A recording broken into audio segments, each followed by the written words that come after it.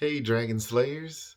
This morning I was 243 and my glucose is 99 after about 30-ish minutes from eating.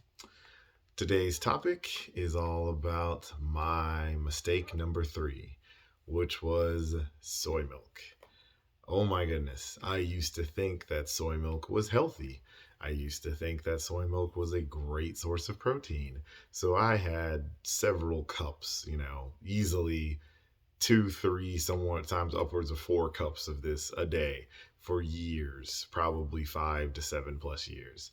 And I would throw protein powder in it thinking, yeah, I'm getting extra protein.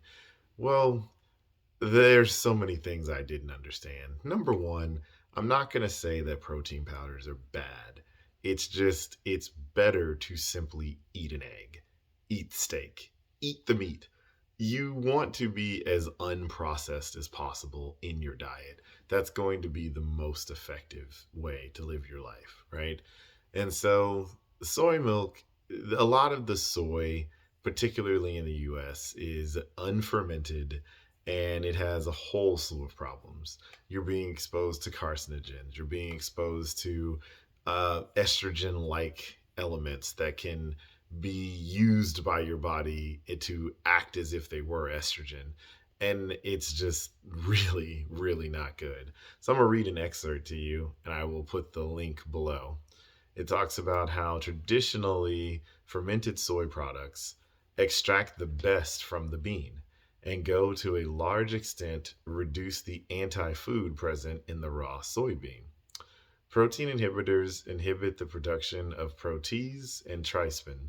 Fermentation disables the protein inhibitors in the soybean. A raw soybean contains 4.8 micrograms of protein inhibitors per 100 grams. Traditional natto, miso, soy sauce barely contain any protein inhibitors. Fermentation also reduces the presence of phytates, which inhibit the absorption of minerals to some extent. Fermentation increases the levels of vitamin B and K in soy, as well as antioxidants. And fermentation of soy means less intestinal problems, bloating, and flatulence, all of which I experienced, but I had no idea that it was the soy milk that was causing it. Um, I used to be really bloated and really puffy all the time. And I was talking to one of my friend's moms who's all into like health and nutrition. And she asked me like what my diet was like. And then I told her like, yeah, I drink soy milk for protein. And she's like, oh no, like you got to cut it out. She sent me some information about it. I'm like, okay. Within 3 weeks of cutting out the soy milk, it all the bloating went away and all the puffiness, and I felt better. I had improved energy, improved cognition, improved just overall function. um, you, as I mentioned earlier, in general, you want the food that you eat to be as close to nature as possible. The less processed it is, the better. So this means organic and grass fed and pasture raised. And I know there's going to be some people out there that say, oh, well, organic food, they still use pesticides. This is true, but they use organic pesticides that would actually occur in nature. They're not spraying man made chemicals on your food. And that's the real issue.